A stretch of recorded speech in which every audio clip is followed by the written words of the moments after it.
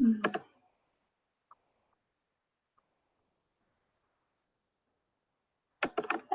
hi there.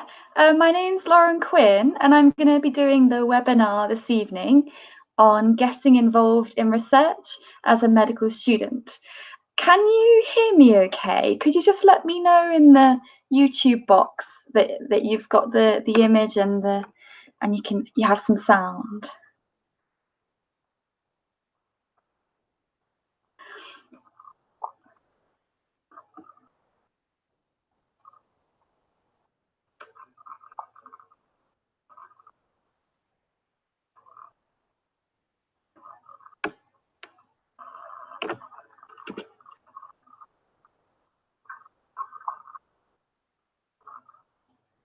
Okay.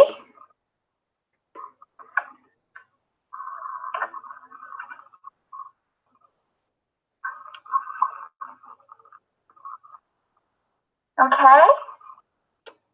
All right, okay, we'll make a start. So, hello, so my name, as I said, is Lauren Quinn. I'm a final year medical student now at the University of Birmingham. So coming into my final year, I'm not that far away from becoming the end goal, which is to become a doctor. So it's very exciting times. And I wanted to do this presentation to give you some examples of ways in which I've gotten involved in research as a medical student. And I want to illustrate it with stories because I think that's one of the best ways to learn, is to see how other students have gone about it.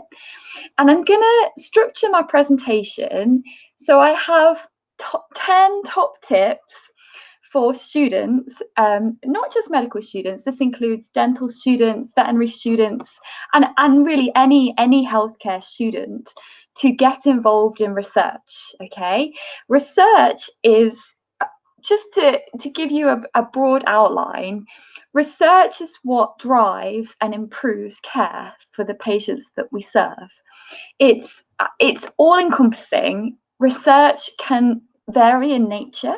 From, it might be basic science and laboratory based, it might be clinical, so working with patients, be it perhaps, the most sophisticated would be a randomized controlled trial. But it could also be quite simple things like doing a case report on an interesting case, an interesting patient. And then in the middle, you've got more sort of observational studies or even interventional studies. So that's another way in which you can be involved in research as a student or as a health professional. And then there's other ways. So there's sort of secondary ways. So for example, through systematic review or literature review. And then the other really important part of research is also auditing, because, research out new outcomes, new ways to improve care. It's all trialing new interventions.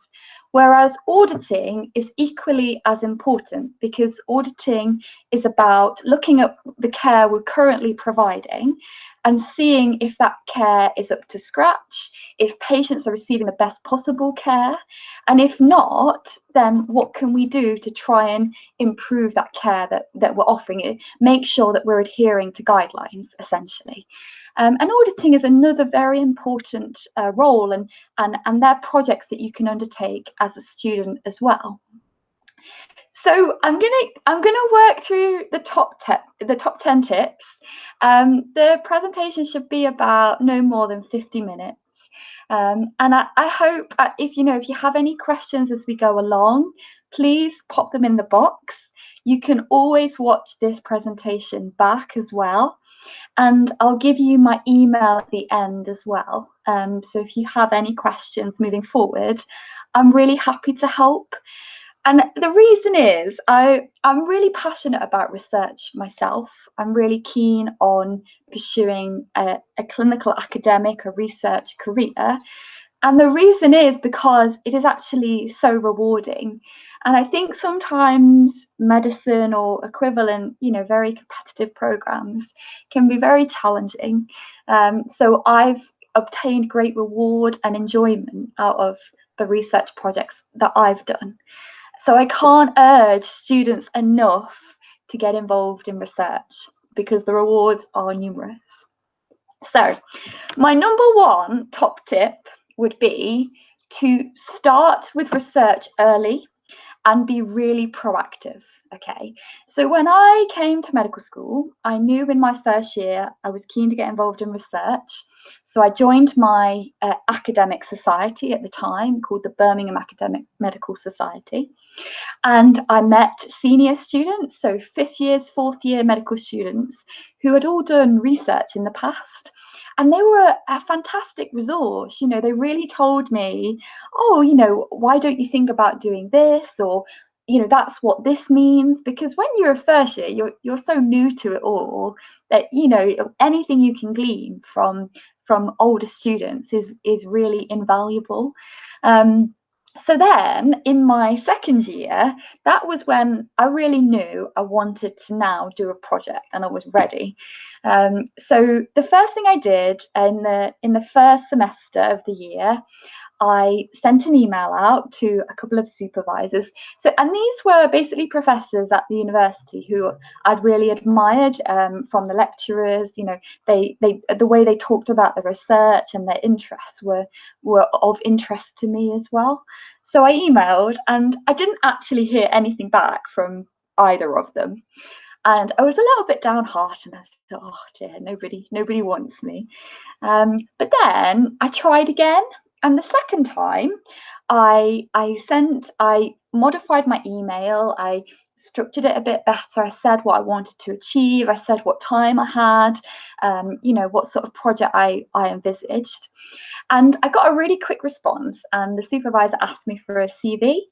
And I think this is something I've learned as I've gone along, that actually having a really good CV, or just having a CV at all, will get you very far in the medical world. It will distinguish you from, you know, your colleagues if you have a well put together CV.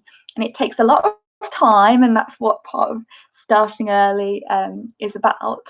But I can't recommend enough to start thinking about a CV from day one of your medical degree, because the more you think about it, the more you'll know to start putting things in it. And like all the simple things you do, like the talks that you attend at medical school, you know, that workshop that you delivered that you completely forgot about. If you have a good structure and way of tabulating what you've done and recording what you've done and reflecting on what you've done, then it makes it much easier down the line.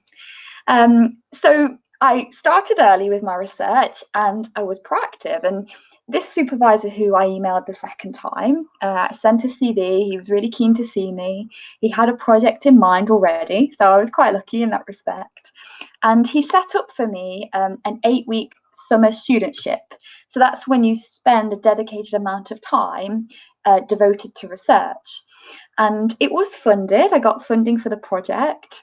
I did a whole range of things. I did literature review. I did a clinical observational study as well.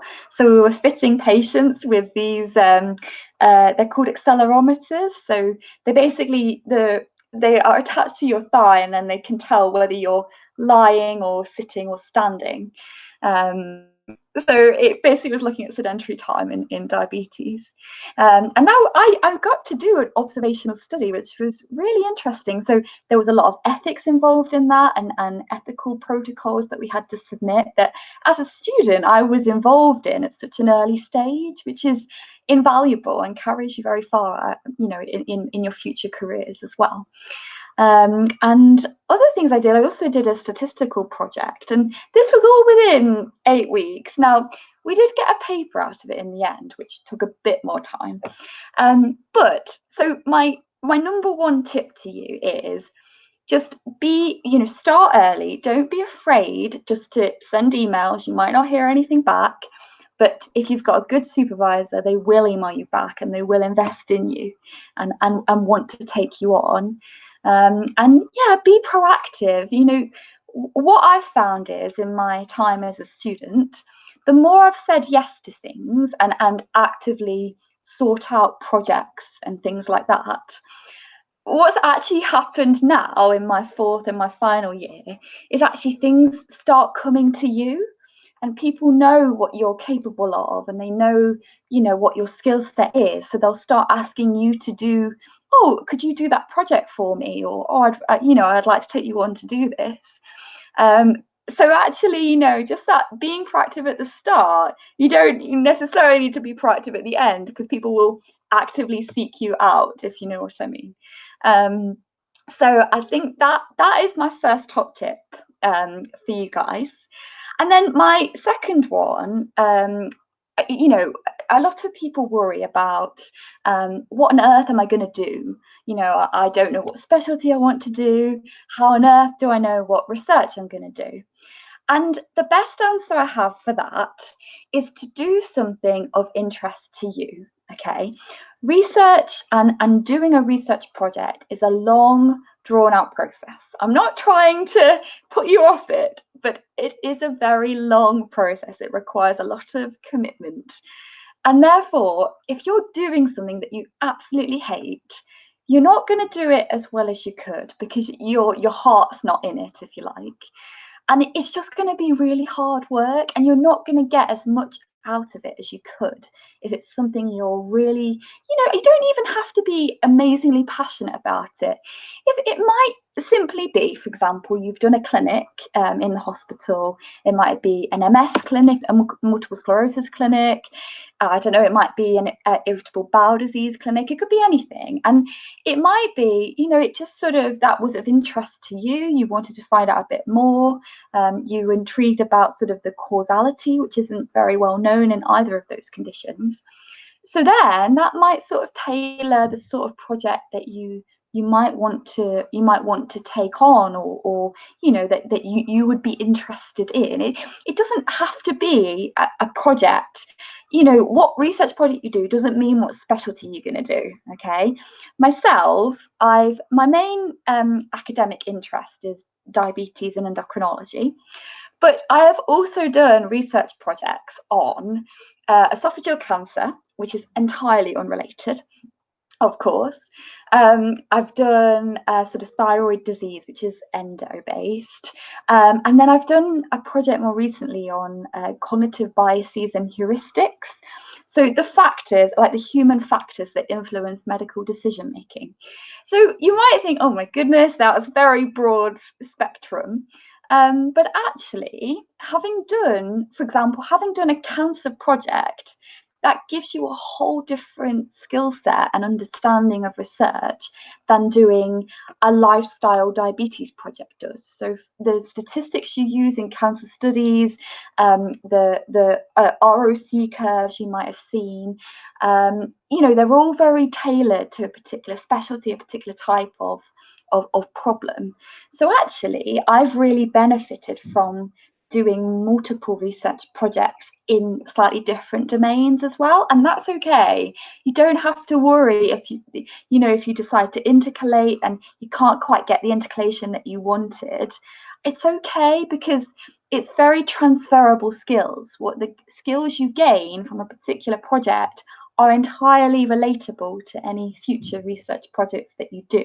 So don't forget that, and don't be afraid about that, and just do something of interest to you that you're going to be in for the long haul, is my second tip. My third tip for you guys is to seek mentoring support as early as is possible. So I spoke earlier about resource of students and senior students and peers. You know, they're not much older than you, and yet they will have been through these processes. People who've been through it before, they know what works, they know what doesn't work, and they know how to advise you. They can give you the quickest answer a lot of the time. So they're a fantastic resource. And then there's other resources. Have a university mentor, so usually assigned to you, and then they might be able to just direct you, or don't know who to contact for you. There's other online organisations. So, for example, NSAMR and UKMSA both offer a mentoring programme to students. So you can sign up for that and you receive a mentor who probably won't be in your specialty of interest if you have a specialty. But again, it's all transferable skills. It's all the knowledge they can give you is very applicable across the board. And so that's another form of mentoring support. And then I think the other thing is, looking for senior mentors and people who you admire. And if you see an academic you admire, that might be a good person to start working with, because I've been really lucky with the mentors I've found. And just, you'll always have some people you supervise you don't get on as well with, and then you have others that you get on really well with, and if you do, that might be a long-term mentoring relationship. So perhaps all through your studies and all through your career, you might have formed a relationship with a senior mentor, which is priceless. The advice and the guidance they can give you, and when you have that tough decision to make about which job to take, that they will give you a completely different perspective. And something else I've not mentioned at all, which of course I should have mentioned, is about Medic Mentor, because they are fantastic mentors. For example, Bex and Shana and Ian, they're all senior mentors. They've all been through, they're all doctors. They know, they've been through the process. They're incredibly talented individuals who are so happy to mentor students, and they want you to do well. They will invest time in you and to bring you up to a standard even you didn't think you could reach. They will help you achieve so much more than you could imagine. And the presenter program, which I'm part of for Medic Mentor, during which we do these webinars and we give lectures at the national weekends, has really helped all of us as presenters to grow and improve our skills, talking in front of people and online in this setting, for example. So mentoring comes in all different shapes and sizes, and it is invaluable. Okay, you need to find a good mentor, and it might be, mentor can even be somebody you look up to from a lecture. If you've gone to an academic lecture, somebody's spoken about their research, and you think, oh, I really like the way they did that. I'd like to think about applying that to my future career. I think that is mentoring just as much as, having a one-to-one rapport. So that would be my third tip, is get help. You can't do it all on your own. There is a saying that it's not what you know, it's who you know. And I don't think that's entirely true, but I think there is some truth to it. And sometimes knowing the right people or moving in the right circles, which comes through networking and putting yourself out there and being confident to ask questions and talk to very often very senior people, it's a really hard skill, but it's really important for you guys to try and build your networking skills, because it will carry you very far. You never know, that professor you meet at a conference, a national conference perhaps, might offer you a research project if you show that little bit of interest in their work. You never know.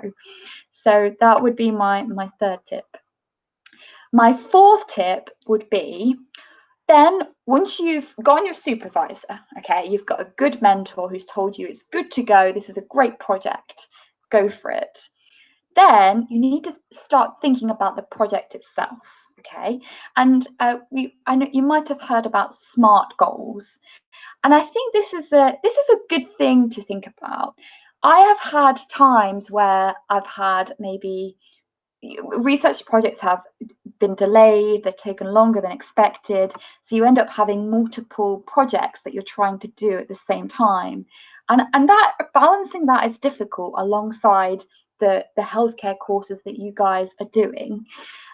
So I think what I've learned, but not from mistake, but from having too much on my plate at certain times, is you need to be really smart about what projects you take on. Okay, and SMART has 5 domains. So the first one is it's specific. So you need to know the ins and outs of the project, what's expected of you, where can you seek help if you're going to need it. Is it a senior student? Is it a PhD student? Is it your supervisor? You need to know what the project entails, okay? And don't be afraid to ask questions.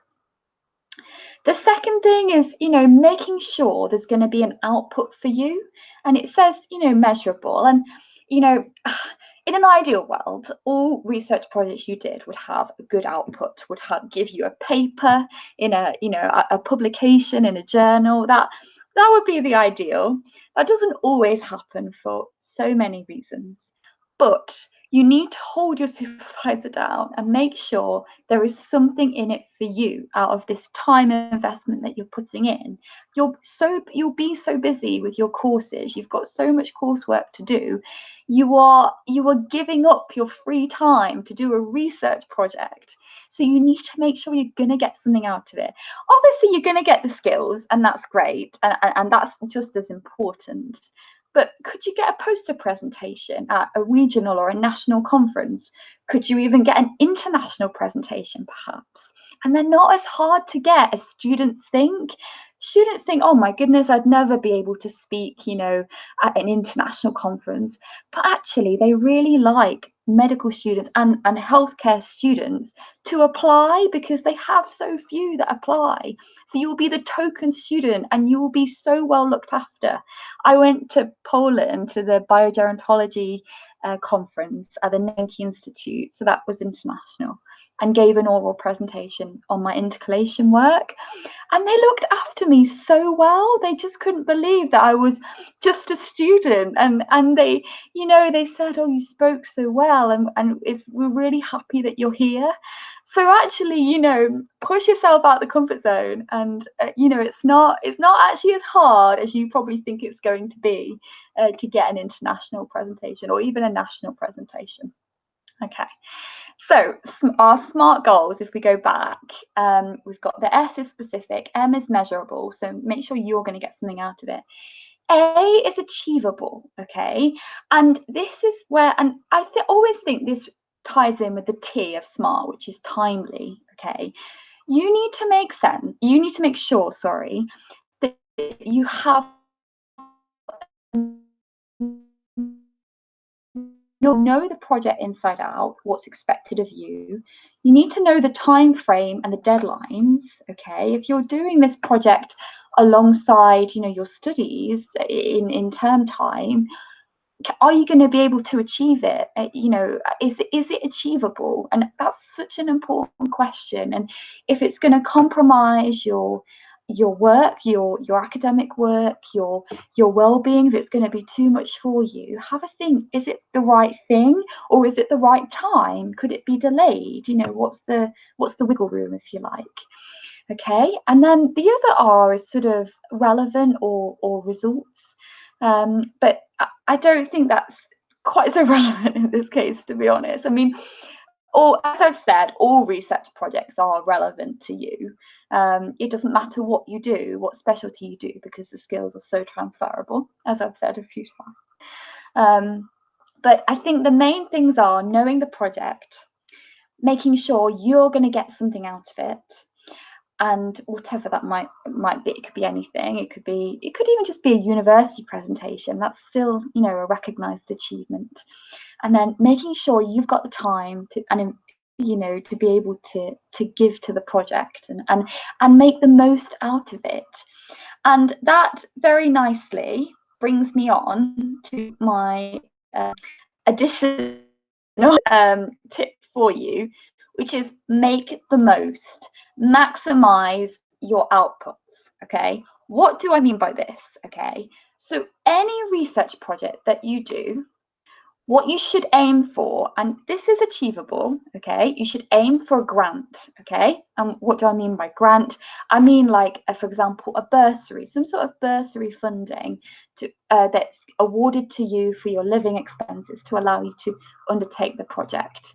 So there is a lot of money around for medical students. I'm not saying it's easy to get. It's a competitive process, but they do want students to get involved in research, and therefore there are cash prizes and bursaries for, you know, sort of £200 a week. And I've been really lucky. So I've done 4 summer studentships, all about 8 weeks. And every single one of them I have secured funding from different sources. Okay, some of them have been my university, some of them have been national bursary funding sources. So it's not that hard. You just have to write a good application, have a good project, which your supervisor will help you with. And then you've got a grant. You've got a monetary award, which might be a national prize in some cases. So that when I'm saying maximize your outputs, getting funding for the project is one thing. The second thing, as I touched on earlier, is about getting either a poster or an oral presentation of your work, which is very easy, you know, very easy to get. There's so many conferences out there that are often free for students, the registration. Sometimes you have to pay a little bit, but actually you can apply for conference funding as well. So, and that includes the registration fees for conferences a lot of the time. So try and get a presentation, and then try and get a publication. Okay, that is the gold standard from any research project that you do. That is the be all and end all. It's not as easy as it might sound. I know maybe it doesn't sound easy at all, because it isn't.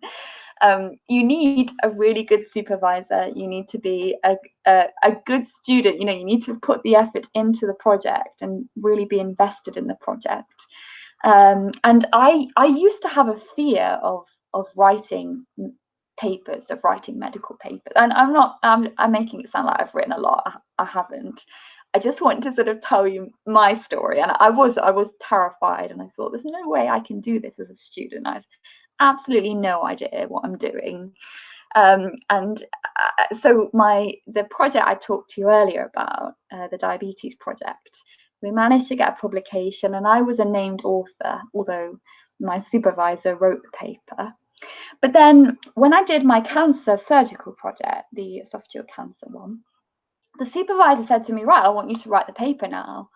And I was thinking, I was thinking, oh my goodness, why on earth do you want me to write the paper?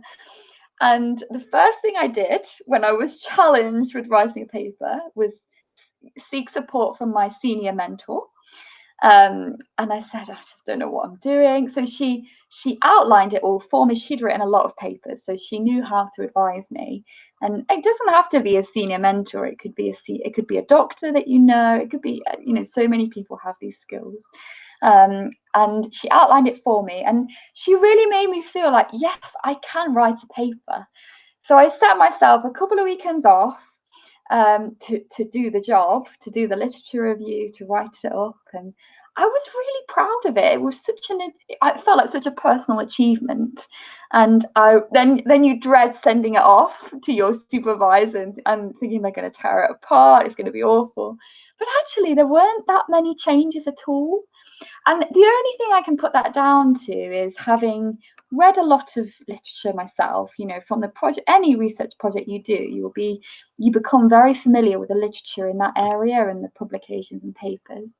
So that helped. And I made sure it was really concise as well. And that's how you have to write.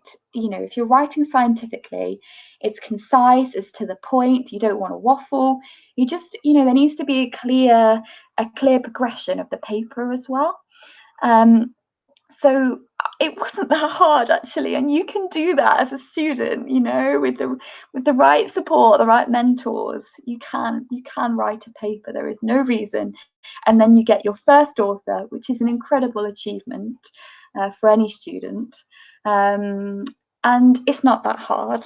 So maximize your outputs. The only other thing that could go into that, so we've got grant, we've got presentation, we've got publication. The other thing is prizes, and you'll be surprised how many prizes there are for students online. And often, if you've done a research project, all they ask for is sort of an essay format for the prize. The RSM, for example, if you look at student section and then look at prizes, they've got about 20 prizes that are running all through the year. So you could write a 3,000 word essay, and you might win a prize. And the thing is, not many people apply for these essay prizes.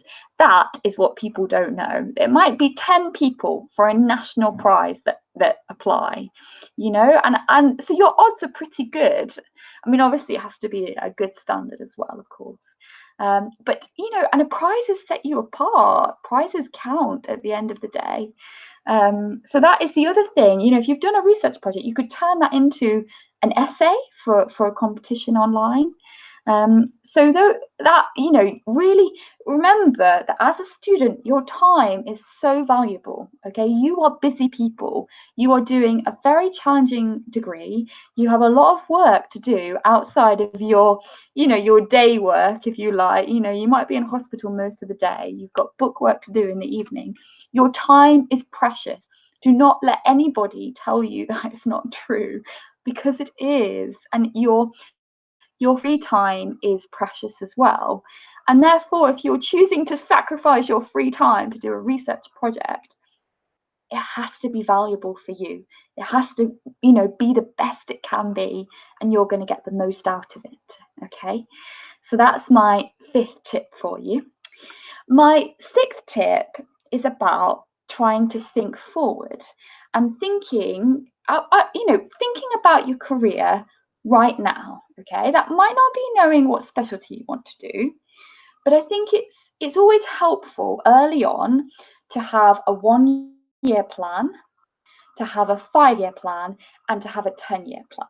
Okay, that's not to say, in 10 years that's where you're going to be, but it's good to have these goals. Okay, and then you sort of have milestones as you go along, and if you set yourself goals and you achieve them, that's a massive sense of self-pride and reward for you, and it sort of keeps you going and makes you want to achieve your future goals. So I think it's good just to have some idea about where you might want to be in 10 years. So, for example, I don't know where I'm going to be in 10 years. I know that in 1 year, I will be starting my Foundation 2. It will be my academic foundation program job. I'll be doing pediatrics, obs and gynae, and academic pediatrics. I know that in 5 years, there's a few options. I'm familiar with the career pathways, although they're all going to change for medics anyway. So I'm versed in the career pathways. I've spoken to people going through those pathways at the minute. I know what some of the pros and cons are. So I don't know what I want to do in 5 years. I know whatever I do, I want to do some sort of research component, perhaps an academic clinical fellowship. I'm open to ideas, but I have an idea, and that an idea is all you need. That is more than enough, and it's more than most people have. And believe me, in medicine, you have to be a planner. And sorry, I keep talking about medicine. In any other, in veterinary, in dentistry, and these vocational courses that we do that are intensive, you need a plan. And planners are the ones who do well, who get the interviews first time, who get the jobs first time, and proceed and continue pretty quickly. If you don't plan, you can sometimes get a little bit left behind. Okay, so thinking forward is really important. And I just wanted to talk to you a little bit about academic careers and what that actually means. So I've talked to you about different types of research. A clinical academic, okay, would be somebody who does their clinical work, so they do their clinics, their ward rounds, whatever it is, if they're medically trained, of course. And then that's about 50% of their time. The other 50% of their time is spent doing students or teaching students. It might be doing research projects, so it might be in the laboratory if that's their interest. It might be doing clinical research if they're more interested in the patient side of things. They'll probably be doing a literature review and a systematic review alongside all of this, and then probably doing ongoing audits as well, and training up. That mentoring is another big part of clinical academic careers, and training up juniors coming through to get them up to scratch and well affiliated with research. So that is what a typical sort of clinical academic would do. So you can, there's different then categories within that. So, for example, an honorary consultant would be a consultant at a hospital, medical doctor who has close affiliations and ties with the university. So teaching, mentoring, research. You might purely be a clinical lecturer, so you're more interested in the teaching side, or you might just be purely sort of the clinical care. And that's the beauty of clinical academic medicine, is you decide your own job description, okay, based on what you're good at and what you enjoy. So if you hate teaching, you could minimize it. You probably can't get away with it completely, but you can minimize it and just do the odd lecture here and there. If you love teaching, your entire time, you're over 50% could be spent teaching, and that's fine, and that's the beauty. That's the real beauty of it, is the diversity of the career, the nature of the work that you're doing. You're continuously doing research projects, which might come through into clinical trials, which then in your clinics you might then be giving patients new drugs and therapies, and it's full circle. So it's massively impactful. And in medicine, I can't speak for dentistry or veterinary, but we have quite a structured program now for medics. So I talked about the academic foundation program. So if as a medical student you've been interested in research, you want to investigate it a little bit further, you do the academic foundation program, where one of your 4-month rotations is spent doing research in an area of interest to you. And you might do a lab project, you might do a review or something like that. It can be anything really, and it's to try and then it's to get people onto the next stage, which is academic clinical fellowship. You can find the research pathway for medics is well illustrated online, and you can get images and tables for it to tell you what each of the stages are. But it's good to be familiar with these terms and career-wise, and think about, where am I heading and how am I going to get there? Okay, and to get where you want to go, in most cases, research will stand you out from the crowd. Trust me, okay? When you get starting to do interviews later on in your career, they will ask you what research projects you've done. They will ask you if you've got a publication out of that research project or a presentation. And all of these things start to equate to points, okay? And points means prizes and means progress. So you can set even research you've done as a student can never be taken away from you. That can carry through the entirety of your career. Okay, you can use them as examples if they're really strong examples. You can use them at interview later down the line. So it's worth putting a bit of time investment in now to reap the benefits for the rest of your career. And trust me, it really makes you stand out from the crowd, and it makes you a better professional, a better healthcare professional. And that's genuinely how I feel. The research I've done has made me think more critically. It's made me really question everything I do, every decision I make. I'm wanting to think about, is that evidence-based? Is that the right thing for this patient? Which you should do anyway, of course. But if you have that research background and a scientific background, you do that much more objectively, and that is one of the greatest benefits I've had from doing research. I must say that I've noticed a big difference, and you'll notice it in yourself. You become very inquisitive if you have a research background. You will always ask questions at the end of lectures, which I never used to do before, but because of my research and my wanting to understand and get to the root of the problem, it's made me far more inquisitive, I must say. Okay, so that's number 6. So think forward and think about your careers right away. Number 7 is about time management. Okay, and I have touched on this briefly. I just wanted it to be a separate tip, because time management is really tough. It's tough to get the balance right.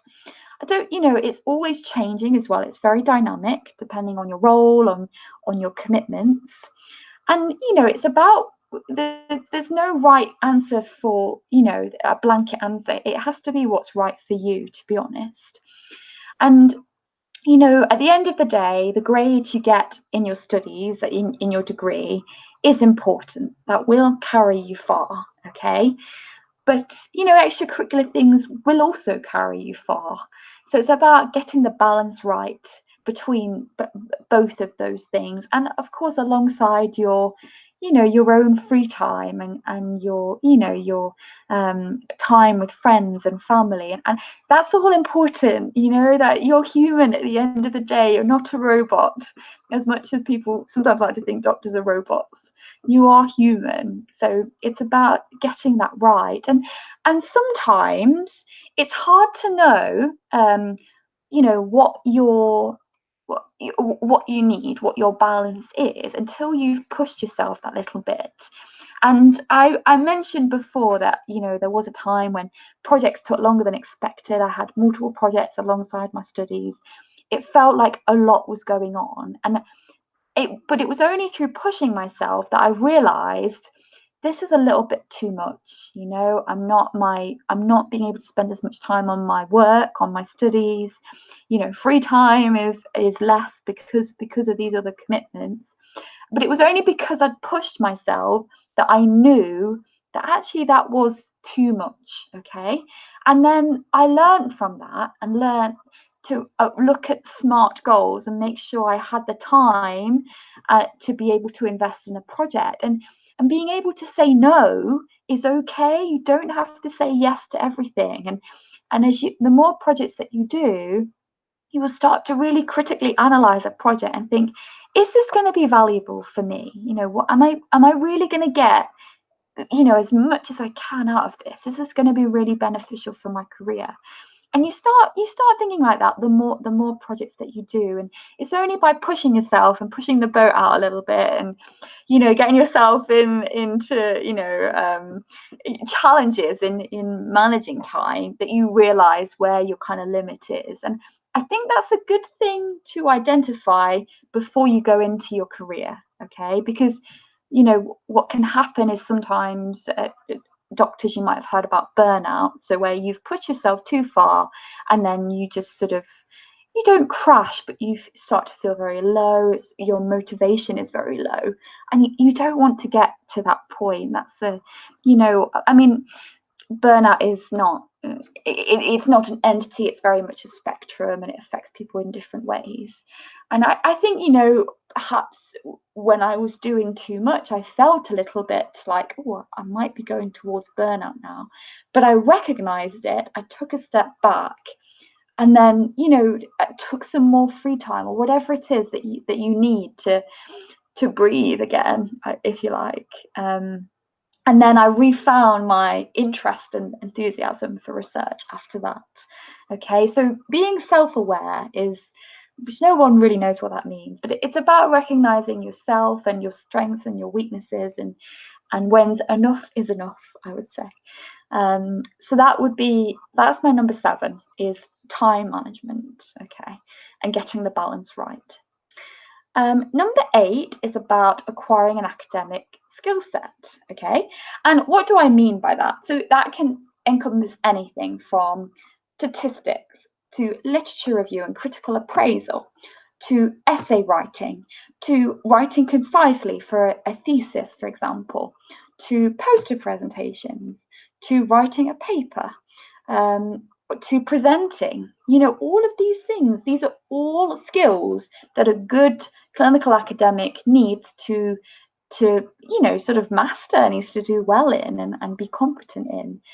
And there are so many ways you can develop these skills. It's not just by practice.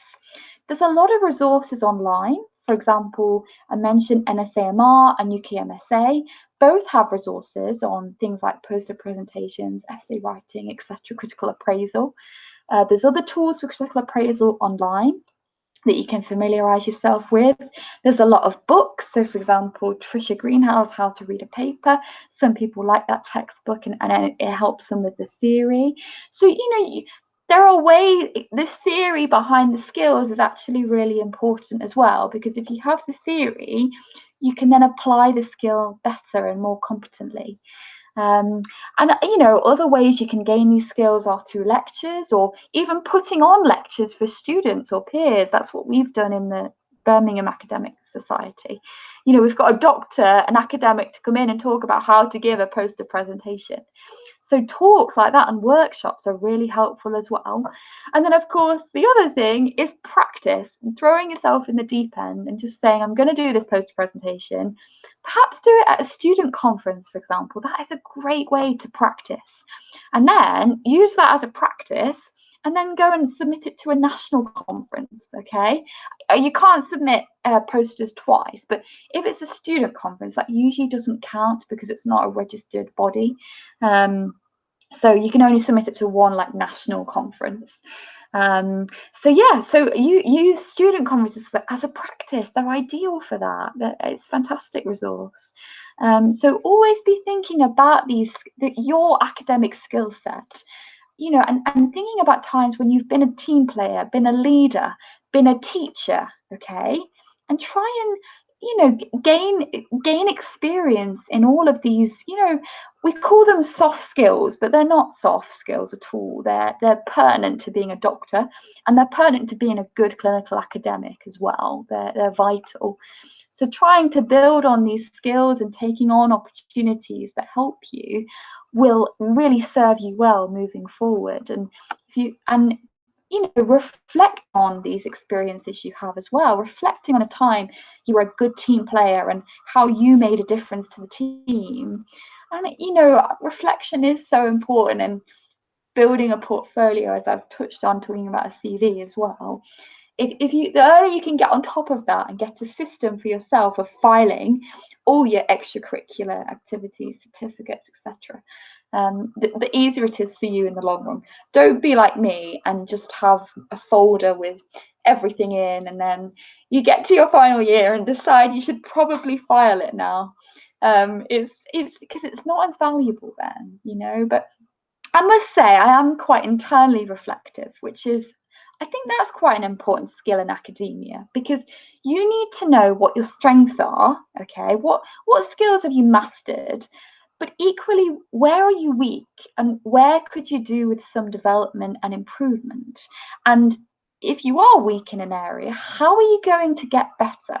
That is the crux of reflection. That is all it is, as far as I'm concerned, is strengths, weaknesses, and how you're going to improve the next time. Okay, and that's how I reflect. And it actually, the more you do it, the more you drive yourself and push yourself and want to improve. And well, I've done 5 presentations, but I really want to improve, I don't know, the way I interact with my audience. So I'm going to do a 6th.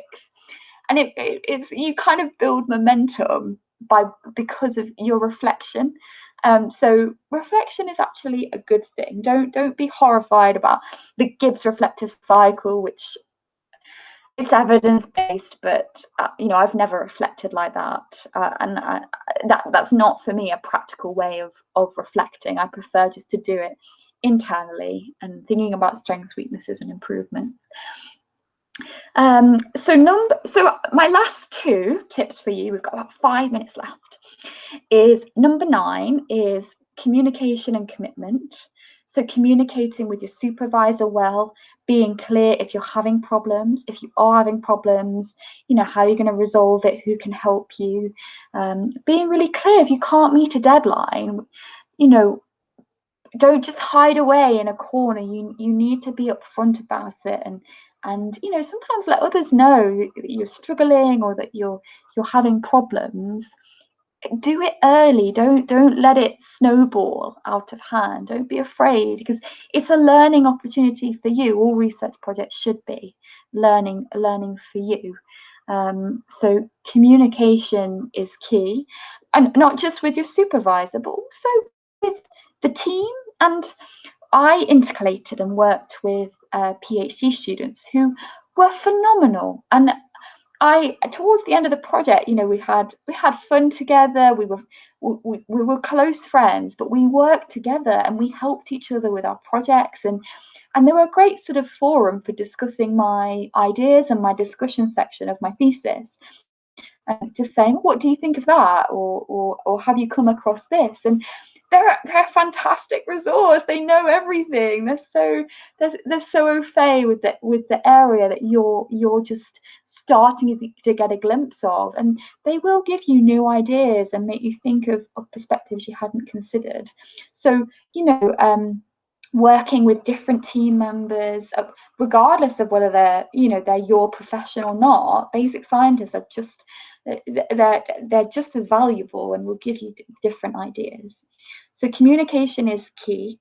And then my final tip for you, and just before we end, is I would say to fail is to succeed.